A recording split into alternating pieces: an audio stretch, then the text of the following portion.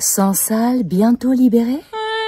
Sansal va sans doute être libéré incessamment sous peu.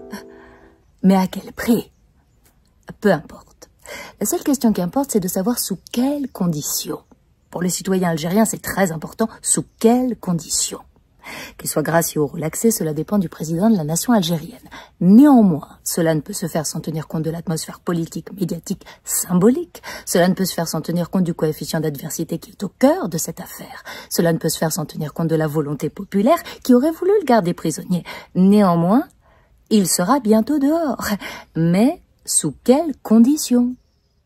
Eh bien, c'est un ange qui me l'a soufflé. Sansal va bénéficier d'une liberté conditionnelle. Il sera libre, mais à une condition et une seule, qu'il reste en Algérie. Qu'il ne quitte plus l'Algérie, plus jamais. C'est la rançon de la gloire. L'Algérie ne s'en lasse pas. L'Algérie ne peut plus s'en passer de ce Sansal. C'est vrai, s'il est vrai qu'il vaut de l'or, pourquoi voulez-vous qu'elle abandonne son trésor? L'espoir que Boualem Sansal puisse revenir.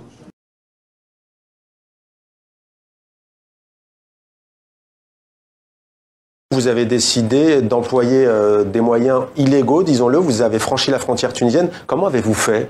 J'ai traversé tout simplement les frontières. En voiture? Et en voiture, oui. Et personne ne m'a aidé pour ça, parce qu'actuellement il y a un journaliste qui est gardé par la police et interrogé, car il m'aurait, oui, car Monsieur Moustapha Benjamin, car il m'aurait aidé à traverser les frontières. C'est faux.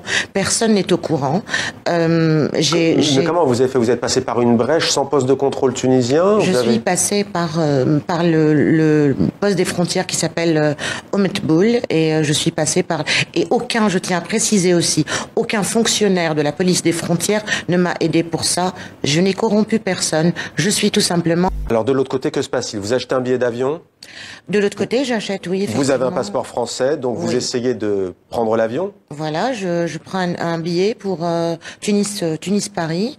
Et là, à ce moment-là, je suis arrêtée à l'aéroport parce que, justement, je n'avais pas de preuve de comment j'étais rentrée en Tunisie.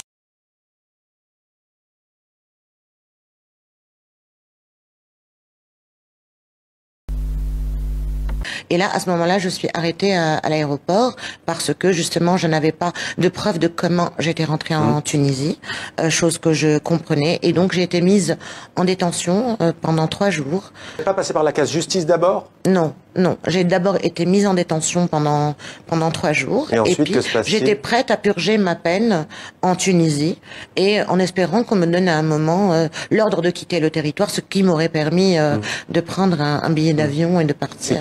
Qu'à partir du moment, parce que j'étais passée devant le juge après les 3 jours de détention, et la juge m'a mise en liberté et m'a dit, je statuerai sur votre cas, on se revoit le 23 février prochain. Donc j'étais enfin libre, et elle m'a remis mon passeport en main propre. Je sors du tribunal, et là, je suis tout simplement kidnappée par 2 agents qui m'ont repris mon passeport, et j'ai été emmenée et enfermée au niveau de la direction générale de la police des frontières. Ça a duré pendant des heures, cette séquestration, alors que je venais à peine de sortir des 3 jours de détention. C'est-à-dire que, et à ce moment-là, je leur disais... Séquestration, mais vous êtes entré illégalement sur le territoire tunisien. Mais vous... tout à fait, mais la juge tunisienne avait statué de ma libération, et que mon procès aurait lieu le 23 février. Chose que, et j'allais me présenter, bien sûr, le 23 février face à la juge, afin qu'elle statue. Comment la France est intervenue du coup pour vous emmener aujourd'hui là où vous êtes? Je dois expliquer que ce n'est qu'à partir du moment où mon avocat avait vu que j'avais été kidnappée, parce qu'il était présent face à la juge, il avait vu que j'avais été kidnappée, et là c'est lui qui informe les médias et là c'est à ce moment-là où monsieur le consul de France à Tunis est intervenu pour me libérer, en fait. Vous assumez tout ce que vous avez fait, ou est-ce que vous regrettez votre fuite au vu des proportions que ça prend? Au vu des proportions que ça prend, si c'était à refaire, de toute façon, je voulais partir parce que je subissais énormément de pression en Algérie.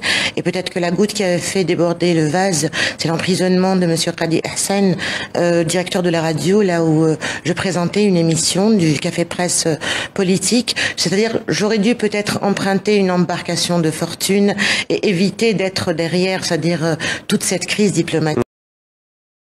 Ça ne vous gêne pas de vous retrouver aujourd'hui en France, dans le contexte que l'on connaît, historique bien entendu. C'est-à-dire que moi, si on m'avait laissé continuer à voyager comme je l'ai toujours fait et à ne pas imposer une ISTN qui est illégale, je vous le répète, je ne serais pas dans ce genre de situation. Mais vous considérez aujourd'hui comme une exilée, une fugitive? Est-ce que vous comptez rentrer en Algérie? J'espère pouvoir rentrer un jour, oui, ça reste aussi mon pays. Mais quand, mais ici, je suis aussi chez moi. Quand? Ben, j'espère que...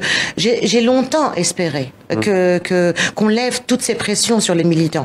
Il y en a encore beaucoup qui sont derrière les barreaux pour des publications Facebook. J'espérais qu'il y ait une sorte de sagesse au niveau du pouvoir pour lâcher prise et ne pas pousser les gens ainsi à l'extrême. Mais quand vous allez retourner, la justice algérienne va vous dire pourquoi vous êtes parti illégalement. Qu'allez-vous répondre? J'espère que d'ici là, certaines qui vont réviser leur manière de أقيل وزير الخارجية يعني لما تم اختطافي وخرج الخبر في الإعلام لم تستطع القنصلية الفرنسية أن تترك مواطن بحوزته جواز سفر فرنسي يختطف، لأن فرنسا تحامي على